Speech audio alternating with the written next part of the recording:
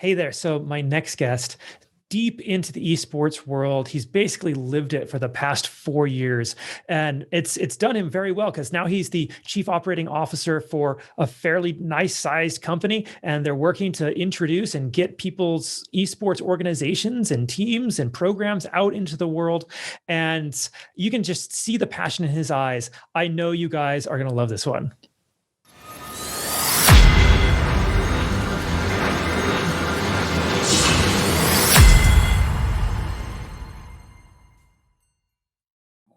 Hey there, everybody. Welcome back to the Gamerpreneur podcast. I'm your host, Dr. Bradford Carlton. Today, I have a very special guest with us. I have Kevin O'Brien. Hey there, Kevin. How's it going? Good. How are you? Thanks for having me, Brad. Absolutely. It's a beautiful sunny day in Las Vegas. How about yourself? It's a great day in Chicago, so can't complain.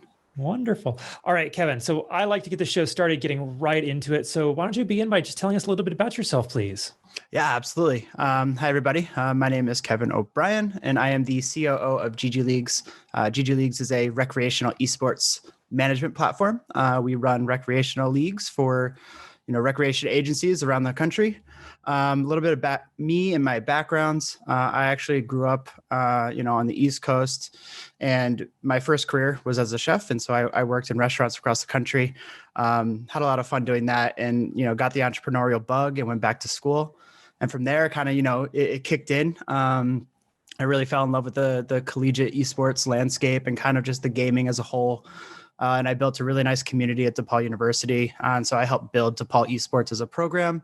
And then from there, I was able to kind of work with TESPA and Blizzard. And then I was able to, kind of leeway that into working with GG Leagues. Fantastic. Once you get bit by that entrepreneurial bug, there's no going back, is there? Yeah, no, there is not. All right. So Kevin, I start the show with a single question after that bit. I did ask another question, but that's beside the point. But I ask everybody this question, so please don't feel any special, but on a scale of 1 to 10, 10 being high, how weird are you? Yeah, I mean, I think I can give you two answers here. When I'm very, very comfortable, I'm at like a 7 or an 8. But when I'm on, kind of that, on camera or meeting someone for the first time, I'm probably still in the middle. I'm probably, kind of boring to a C, but, I'm probably on a 5 to a 7 scale. Oh, so you tone it down when you're being watched. Yes. Yeah, I guess so. It takes me a little while to kind of warm up to people. Okay. And what makes you weird? Oh man. I'm a big cat person. And so I guess that is always one of the ways yeah. Okay. So like that's kind of leads up there, but it revolves around just being a cat person, just randomly making, cat noises.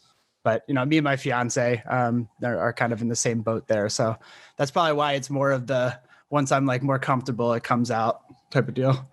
Okay, I think cat noises is a new one for me. I had somebody who made up their own language, so that was kind of a little strange, but cat noises. Okay, so Kevin, this is the Gamerpreneur, so I do need your gaming cred. When did you first start playing video games? Wow. So I probably first started playing video games in early 2000s, and so I kind of grew up playing, like N64 games, Legend of Zelda. That was one of my favorite games when I was younger. Then I kind of moved into like World of Warcraft and StarCraft in like 2000. Yeah. What? Horde or Alliance? Yeah. Are you asking me? Sorry. Horde or Alliance? Oh yeah. Sorry. Alliance. Right on. Okay. Yeah. It's really rare to find someone who is Alliance. Yeah. I mean, and it's been so long that question threw me off because I haven't actually played that game since like 2008.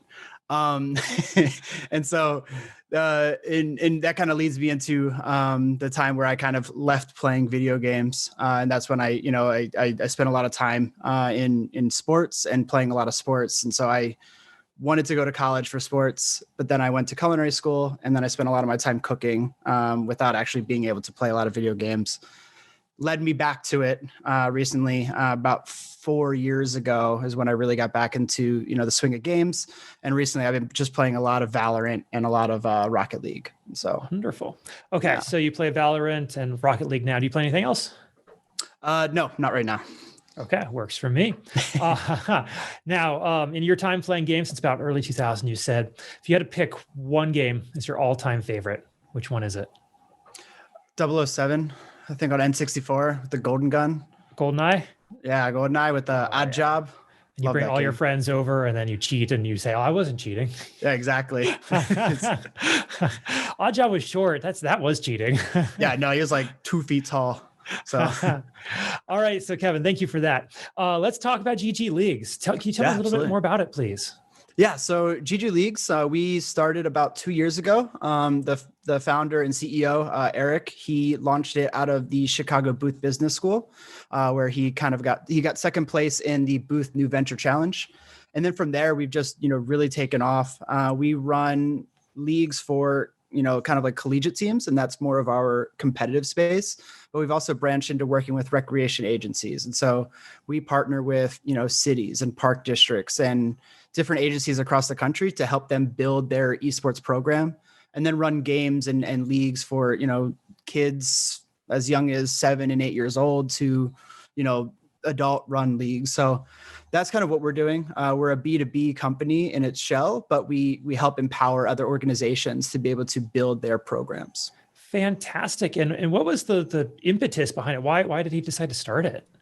Yeah, so there's always a big need here. So as you kind of look at the landscape of, especially in the esports landscape, it's very heavily focused on kind of that competitive and professional and kind of pro scene. And then you look at collegiate and it's very heavily focused on, the top teams, the top programs, the top organizations. But there's still like 99% of those gamers out there that don't fall into that 1% of, high level, high skilled, but they're still looking for a place to compete and a place to play. And so that's really where GG Leagues came into play, is we're trying to, create an ecosystem for everybody and, be able to have a place for any gamer, regardless of skill level, because we break our leagues down by skill, to be able to go and play and interact and not get, crushed by somebody that's a lot higher ranked than you. But to be able to have, kind of like that pickup league or Sunday pickup games type of deal. Wonderful. That's fantastic. And what about you? Like, how did you end up here? What's your professional background? You said you were a chef, right? Yeah. So it's a very different 180 piece for me. So yeah, I started working as a chef, working in kitchens. And, that led me back to, wanting to kind of start my own business. And so once I was back into school, I, really fell back in love with the esports community, especially around kind of bringing people together. And so I was able to help build DePaul Esports from, a very, probably like a 50 to 100 people to over 1,200 members. And so we built something really special. It was student driven. And that was something that I was really proud of. Was I really wanted to be able to help, not create the next generation of like esports athletes, but create the next generation of just like, esports enthusiasts and esports, people who want to start their own business or go into marketing or go into any other field that revolves around kind of the esports industry and the gaming industry, of course, and help be able to kind of give the students a voice and a platform. That's great. But where did your passion come from? Because you said you kind of take a break from video games for a few years, and then like, what was it? You went from like basically 0 to 100. Yeah. Yeah. That's a great question. I think where my passion probably got sparked again was when I found kind of this like this community that really accepted each other. I don't necessarily gravitate towards kind of like, that the typical collegiate experience of like going to, the football game and getting, really intoxicated, having a great time. Like, I don't necessarily like gravitate towards that. And I think it was probably the gaming community that, really accepted me from the very beginning. And I really wanted to harness that because I saw something very special in where this could go. And at the same time, I was doing a lot of research into the industry. I have a finance background. And so I was doing a lot of investment research for, publicly traded companies, and just saw a huge emphasis kind of going into, new gaming companies, new esports teams, all of these, venture capitalists are now investing a lot into, kind of the professional scene. And I was really watching that evolve. And I think that's kind of where my passion came from, is I really wanted to be an entrepreneur and find something that I really loved. And I was nervous I wasn't going to find that when I was in school, but there was something that clicked kind of when I got into this community, and then was able to be a part of a team, and then kind of mix that passion for sports, which you get when you're back in the esports realm, because it's still team based and it's still the same type of mentality on either side. Okay. Now, what does the COO of GG Leagues do? Yeah, I mean, so I think the COO of GG Leagues in 10 years from now will do a lot different things, but right now it's a man of many hats. So I mean, we are a very horizontal structure in terms of like how we're organized. We all kind of do a little bit of everything, and so I help oversee kind of like our league management team, our production and casting team, our marketing channels, our media channels. And then a lot of the sales. And so like, right now we're with, kind of COVID and the lockdown and all those things, a lot of the recreation agencies are looking for virtual programming. And so a lot of the inbound calls, a lot of the inbound leads, we're trying to, be able to handle those. And then also, deal with partner success. And so that's a lot of what I'm revolving around is kind of the forward facing and front facing piece of GG Leagues, as well as kind of make sure that I'm working with our partners and agencies to make sure that they're successful and being able to, empower them to build their communities. Right. So it sounds like you have your hands full then. Yeah. Okay. So part of the purpose of my show here is to allow my audience to see the person I'm interviewing and say, maybe I can be that person someday. Maybe not necessarily for GG Leagues, but maybe for a different company. So what does it take to be a COO of a company? Like, what unique skills do you have, or what resources are you drawing from? Yeah. That's a great question. And I think that when, people kind of look at like, oh, hey, like, I would love to be in a position like this. I would love to kind of get to this next level. Like, what do I need to be there? Like for me, a big thing is I really like to listen. And so I'm really good at just, being there for people and taking in information and then being able to kind of like internalize it and then kind of put it out in something that's more readable for someone to kind of understand. That's one of the biggest things that I think I have as a strength. For somebody that might want to kind of get into a position like this, there's a couple pieces. We talked about, many hats, and time management, I think, is probably one of the biggest ones, and knowing where you need to invest more time and where you might just need to be like, hey, this is something I could be doing, I should be doing, but it's not on that priority list, and I can't, invest too much time on this end. And so time management is a big piece. And then, it feels cliche to say, but having the willingness and the ability to grind and just like really just, kind of put in that effort to be able to go above and beyond, especially in a startup. I would say probably in my position in a larger company would be a lot different than the way that I'm kind of saying it now. But right now it's a lot of just, pushing myself, pushing our team, and just kind of, trying to take our, GG Leagues to the next level. So. Okay, great. Yeah. So you have your finger on the pulse of esports. And I know I personally hate getting this question, but I'm going to ask anyway. Where do you see esports going in 5 years? Because I have talked to a ton of people. I've talked to the investors, I've talked to the companies. There's a lot of money here, but like businesses aren't doing all that great as far as we can tell. Like teams are doing great, but like where do you see it going? Yeah. So this is a couple years in the making in terms of this question for me. So I mentioned before that I kind of started my esports career doing a lot of research, and that revolved around the heavy push of investments into this space.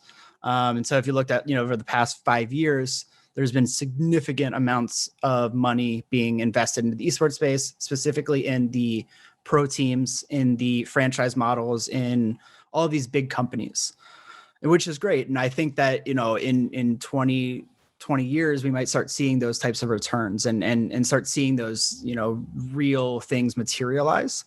But for me, what I saw missing was the ecosystem. And I'm a big fan of creating just like 365-day brands, right? Like your brand should be able to withstand, 365 days a year, especially when you're in, the esports space. You look at traditional sports teams, right?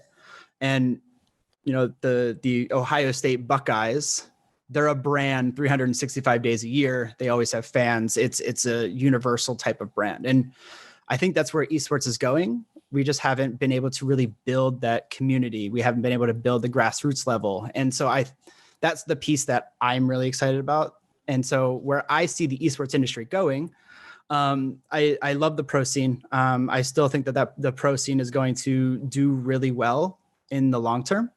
In the short term, I'm really hoping to see more investments into the grassroots communities, more investments into the collegiate space, specifically around students and the student leaders in the collegiate space.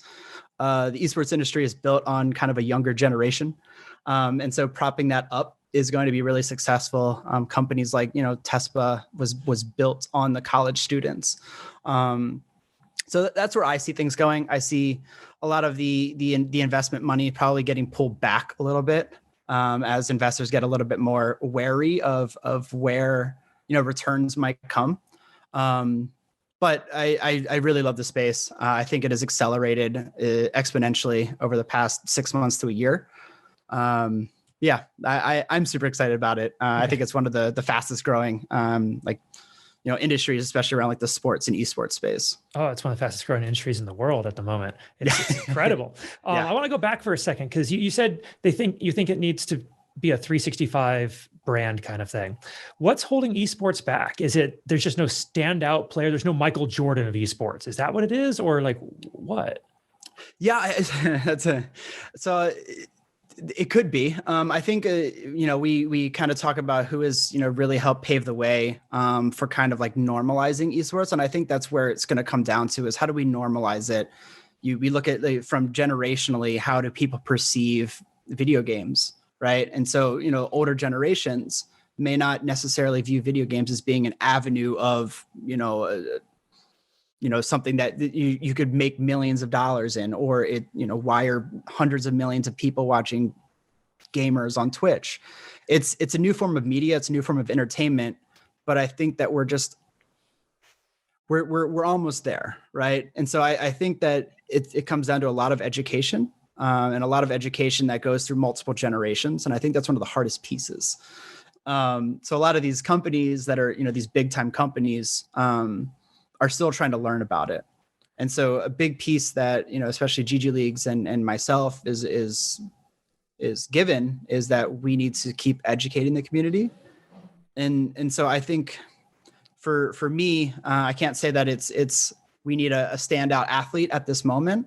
I think there's a ton of standout athletes in the esports space and over the years, but I think we just need more community building. We need more kind of collaboration. And then, there's a couple other pieces in there that I could always get into when it comes down to kind of just like publishers and publisher relations in terms of like the game publishers. But yeah, I mean, I think a lot of it comes down to just building that grassroots community to be able to build those fans and that ecosystem, to be able to drive that 365-day type of, brand equity and kind of awareness. All right, fantastic. Let's pull back a little bit from like the wide view of everything and talk more about the individual level, because here you are, you're COO of an esports company. What advice do you have somebody who's looking to get into an esports company, who wants to start an esports company? Because, like you said, there's a lot of investment money coming in. You said you feel like it's going to be pulling back, but it's still there. People are still dumping money in, and new companies are popping up every day. What do people need to know to get into this space?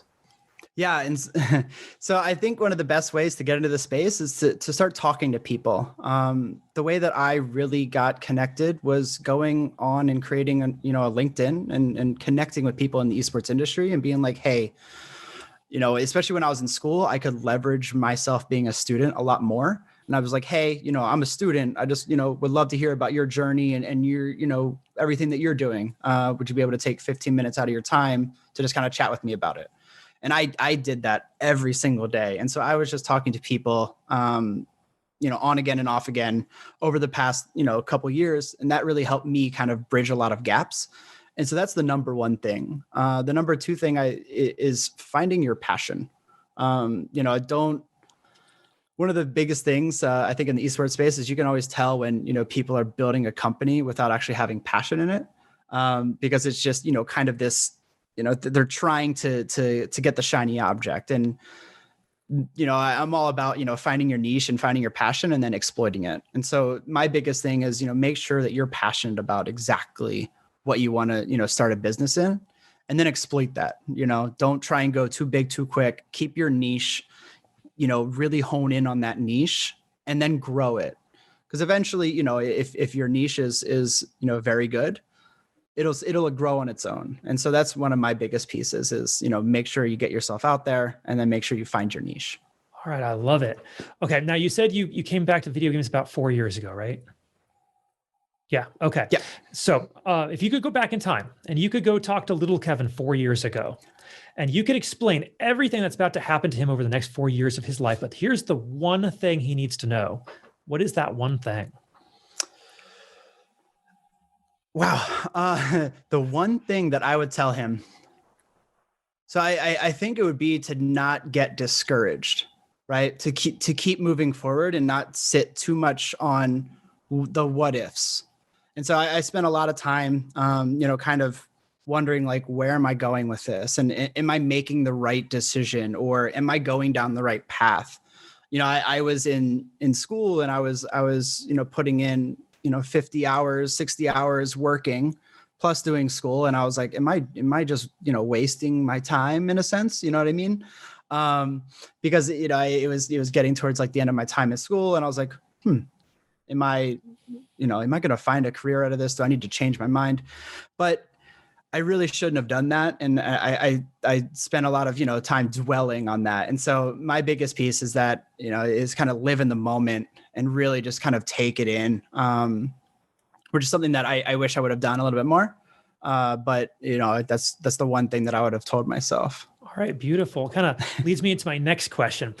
You see, I believe that we learn the most from our failures in life. It's when you get smacked in the face, knocked down, that you have to figure out how to get yourself up, dust yourself off, and move forward. So I'd like to ask you, what do you consider your biggest failure in life, and what did you learn from it? So my biggest failure in life, I'm going to keep this. So this also goes back into the past 4 years. So it's something that I've failed at, and it was something that I wish that looking back on it, I could have done a lot better. Was kind of the student leadership board in and of itself at DePaul University. We built something that was really great, and I pushed the students as well as the administration as much as I could, to probably the point where I probably pushed them too far.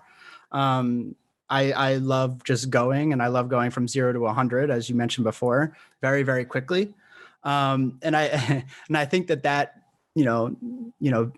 hurt me in the end. And so one of the things, and I would say this is probably, the piece that I look back on and wish that I would be able to change, is that I wish I was able to provide all of the board members that were with me on the leadership board a better opportunity once I was gone.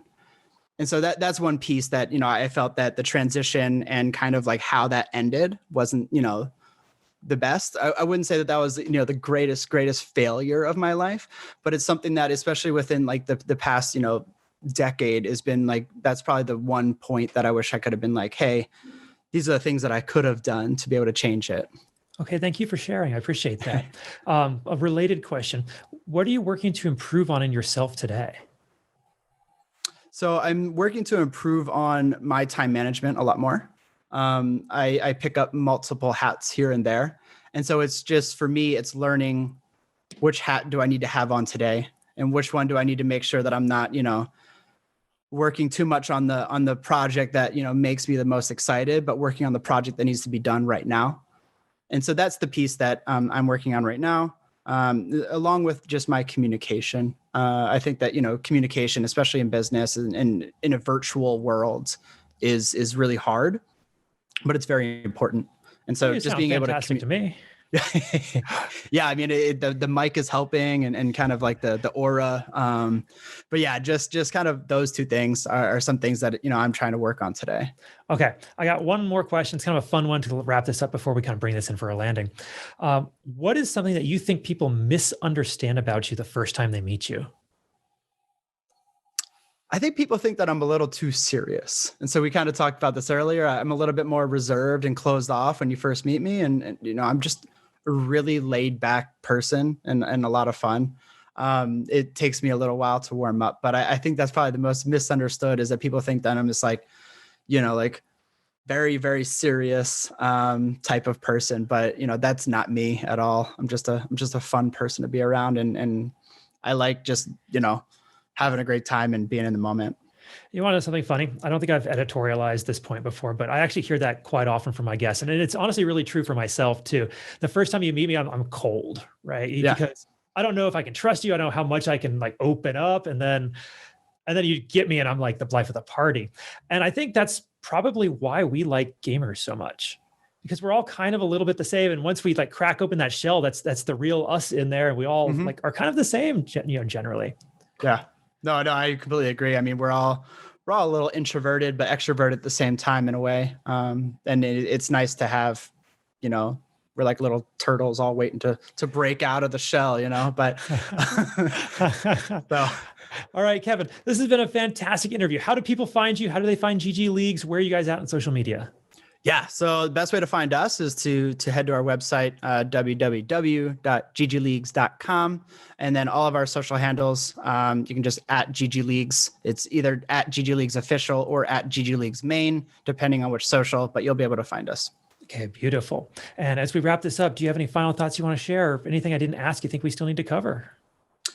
No, I think this was great. For us at GG Leagues, please don't hesitate to reach out. I'm always available to kind of discuss anything. And if you want to learn more about the esports industry or kind of the gaming industry as a whole, I'm here as a resource and a person to kind of talk to.